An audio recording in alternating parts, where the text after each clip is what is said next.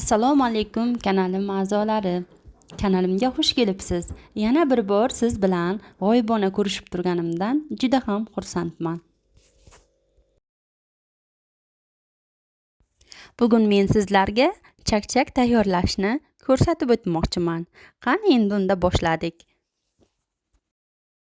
Buning uchun bizlarga 3 dona tuxum va bir chimdim tuz kerak bo'ladi. Buni yaxshilab aralashtirib olamiz.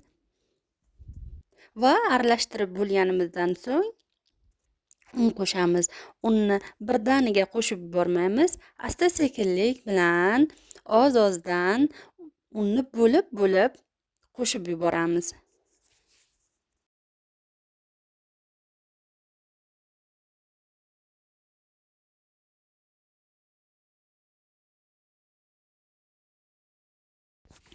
Va xamirimizni qorib olganimizdan so'ng yaxshilab ishlov beramiz. Va bir muddat tindirishga olib qo'yamiz.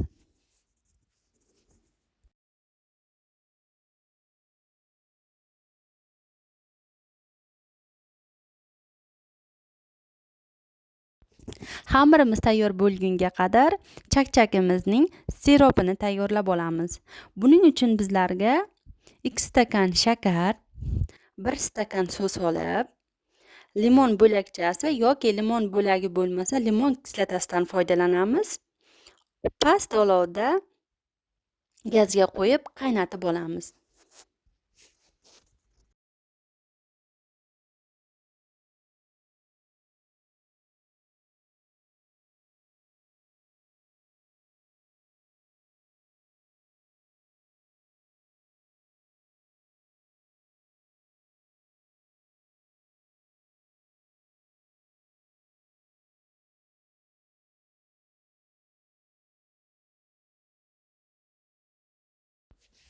Ana endi xamirimizni yoyishni boshlaymiz.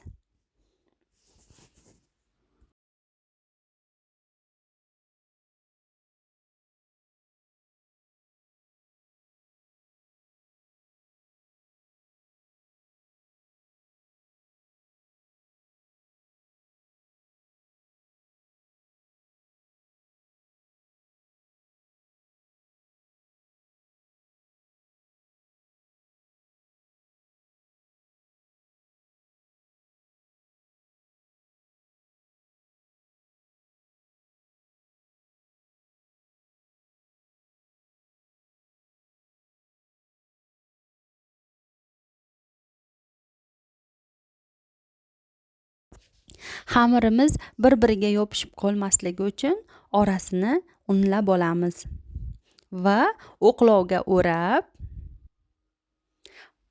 mana shunday holatda kesib olamiz. Xamirni juda yupqa ham qilib yubormaymiz, o'ta qalin ham qilib yubormaymiz.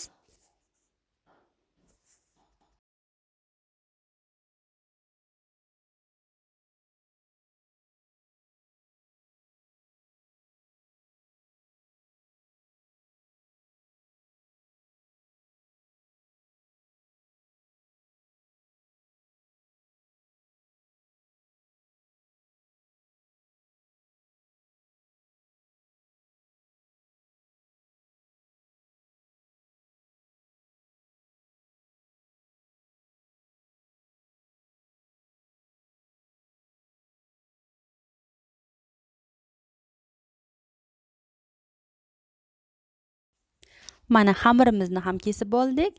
Endi somoncha shaklda kesib olamiz.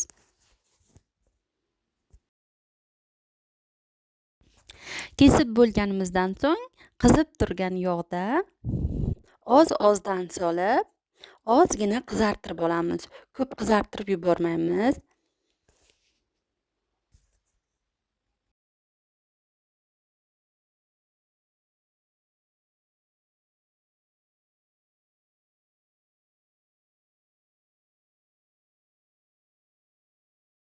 Bu orada sirop ham tayyor bo'ldi.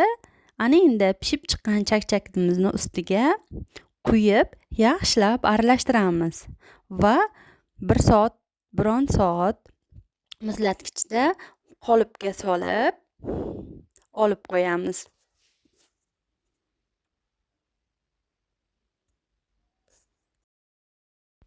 Chakchakimiz tayyor. Endi qolipdan bo'shatib olib, o'zimiz istaganimizcha bezatib olamiz. Mana ko'rib turganingizdek, mana shunday holatga tayyor bo'ldi. Endi buni kesib bemalol dasturxonga tortsak ham bo'ladi. Agar videoyim sizlarga yoqqan bo'lsa, like tugmachasini bosishni unutmang. Obuna bo'lmagan bo'lsangiz, obuna bo'lishni unutmang. Xato va kamchiliklari bo'lsa uzr so'rayman. Keyingi videolarga ko'rishguncha xayr, salomat bo'ling. Yoqimli ishtaha.